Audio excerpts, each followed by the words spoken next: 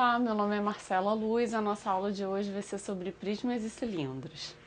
Porém, antes de começar a aula, a gente precisa relembrar algumas coisinhas sobre geometria plana e sobre unidades de medida.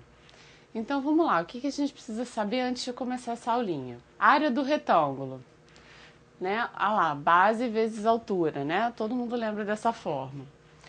Por esse mesmo motivo, a área do quadrado, porque todo quadrado é um retângulo, né?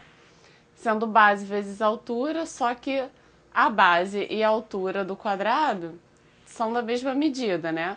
Então, multiplicando as duas, fica o lado elevado ao quadrado. Bom, lembrando a formulinha da diagonal do quadrado, né? Pelo teorema de Pitágoras, a gente acha que a diagonal do quadrado é igual a L raiz de 2, né? A medida do lado vezes a raiz de 2. A área de um triângulo qualquer, base vezes altura, divididos por 2. Se for um triângulo equilátero, pelo teorema de Pitágoras, a gente acha que a altura do triângulo equilátero é igual a L raiz de 3 sobre 2.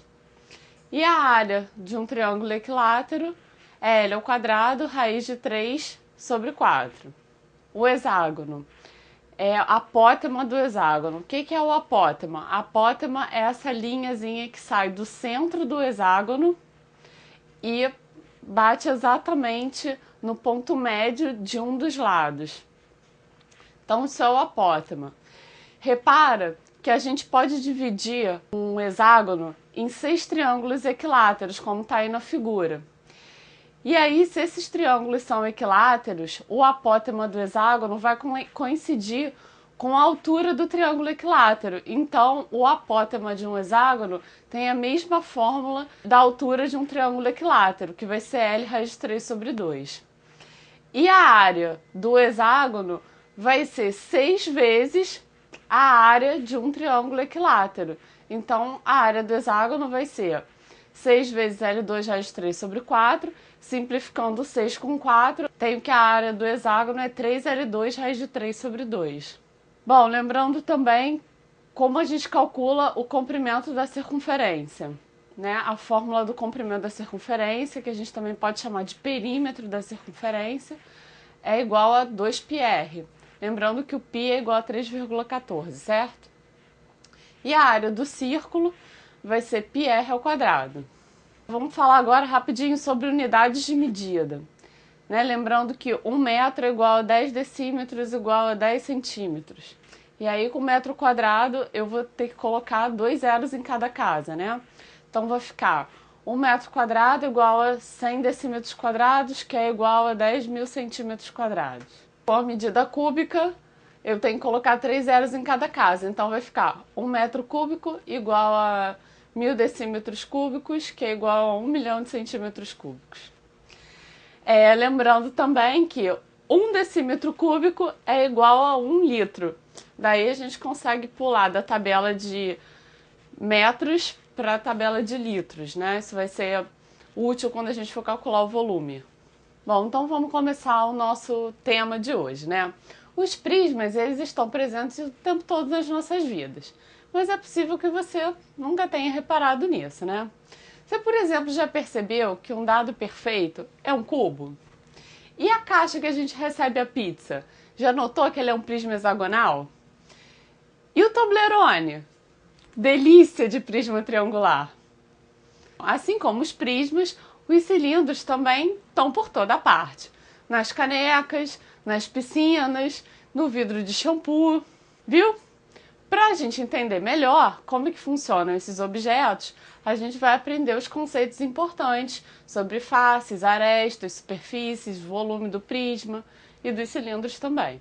Então, na parte dos prismas, a gente vai ver a definição de prisma, os elementos dele, as áreas, né?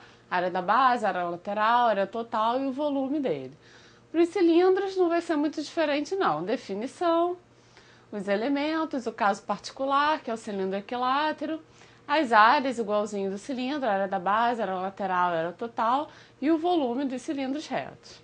Vamos lá, o que é um prisma? Prisma é um sólido geométrico delimitado por faces planas, onde suas duas bases são paralelas.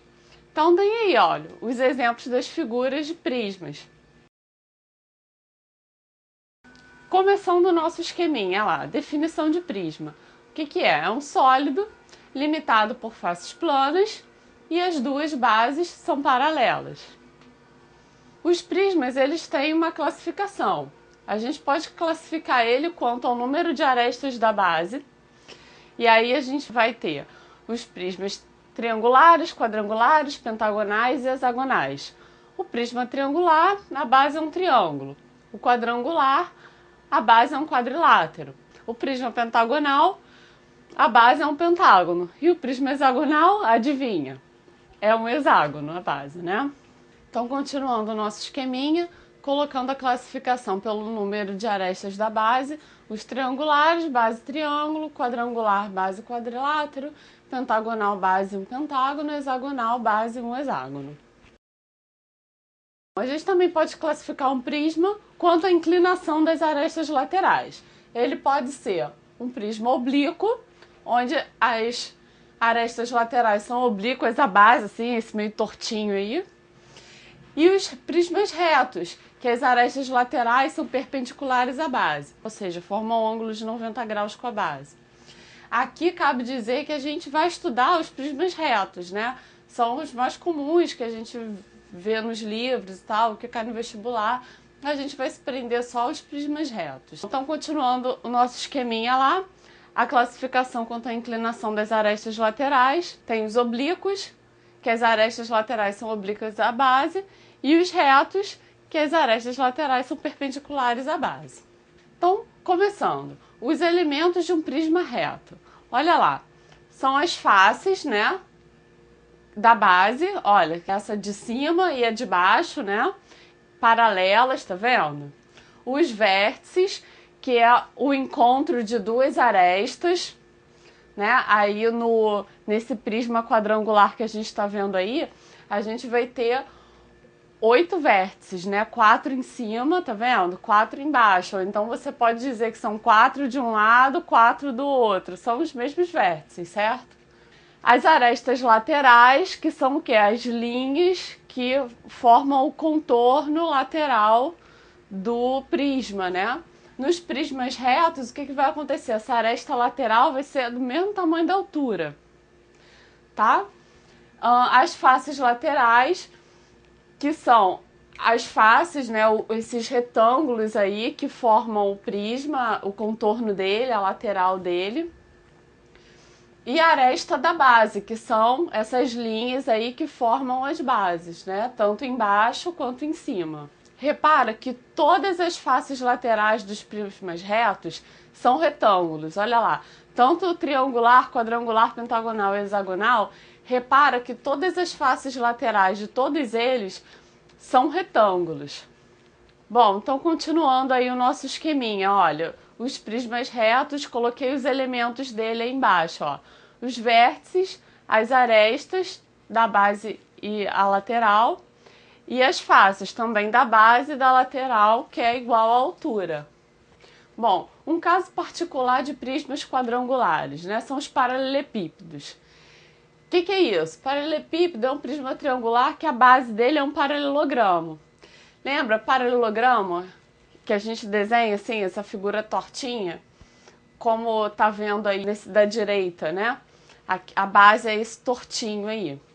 Só que o que acontece? A gente não pode esquecer aqui que para uma figura plana ser um paralelogramo, ela precisa ter os lados paralelos 2 a 2, né? Então, a gente também tem que todo retângulo é um paralelogramo, né? Ele tem os lados laterais 2 a 2, né? E o quadrado também é um paralelogramo. Eu acho que aqui também cabe dizer que todo quadrado também é um retângulo, já percebeu? Que para ser um retângulo, ele precisa, além de ser um paralelogramo, ele também precisa ter todos os ângulos internos medindo 90 graus. Então, o quadrado, ele tem essas características, né? Ele é um paralelogramo e tem todos os ângulos internos iguais a 90 graus. Então, o quadrado é o caso particular do retângulo. O quadrado é um retângulo que tem todos os lados iguais. Bom, como é que a gente calcula a diagonal de um paralelepípedo? A gente pode calcular a diagonal do paralelepípedo através do Teorema de Pitágoras. Como a gente calcula isso? Olha só, repara esse triângulo rosa aí. Eu tenho que a hipotenusa desse triângulo rosa é a diagonal do paralelepípedo, né? E os catetos? O cateto que está na vertical, que está em pezinho, tem a mesma medida do C, que é a altura do paralelepípedo. E o cateto que está apoiado na base é a diagonal da base. Né? Então, usando o Teorema de Pitágoras, a gente consegue calcular o valor da diagonal do paralelepípedo. Mas a gente não precisa desse esforço todo, a gente pode simplesmente decorar essa fórmula aí do lado. Olha. D é igual a raiz quadrada de a ao quadrado mais b ao quadrado mais c ao quadrado. O que é a, b e c? São as dimensões do paralelepípedo, né? O comprimento, a largura e a altura.